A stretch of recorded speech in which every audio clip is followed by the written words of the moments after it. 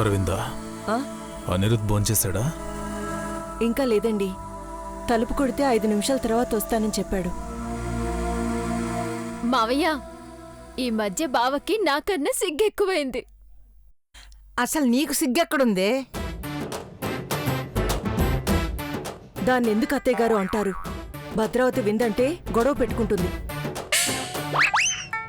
భద్ర ఎక్కడా? కులగురువు నన్ను గడ్డిపోచలా చూశాడు. స్వార్థంతో సర్వనాశనం అయిపోతారని హెచ్చరించారు. అంటే పరోక్షంగా నన్ను నాగమణిని ఎత్తుకొచ్చిన దొంగ అన్నారా?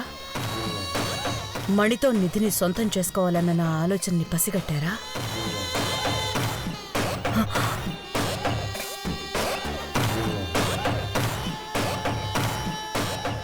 అంచనా వేయగలడేమో గాని అంజనం వేసి నేను నాగమణిని ఎక్కడ దాచానో చెప్పలేడు కదా.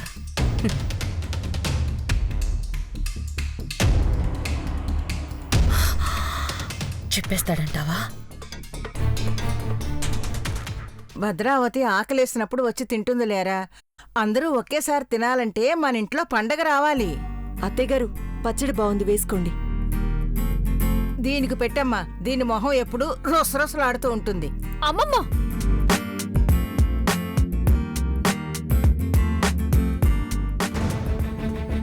గుడ్ ఈవినింగ్ నాన్న.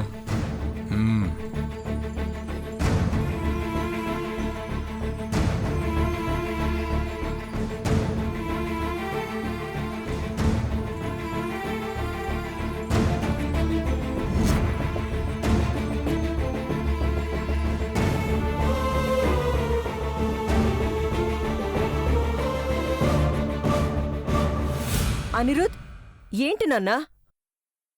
అమ్మ చెప్తుంది కదరా, కూర్చుని తినొచ్చుగా. నాన్న, అది నా రూమ్లో తింటాను నాన్న. ఏ? అబ్బా, ఎక్కడో చోట తిన్నివ్వండి. ఇప్పుడు అవేవో కరెంటు పలకలు వచ్చాయి కదరా, వాటిల్లో సినిమాలు బొమ్మలు చూసుకుంటూ కాలక్షేపం చేస్తున్నారు ఈ పిల్లలు. అయ్యో, అవి కరెంటు పలకలు కాదమ్మమ్మా, ఐప్యాడ్. ఏం పేడో. నువ్వు ఏదో మూడ్లో ఉండి అంతా వడ్డించేసుకుంటున్నావు బావా. ఇంత నువ్వు తినలేవు.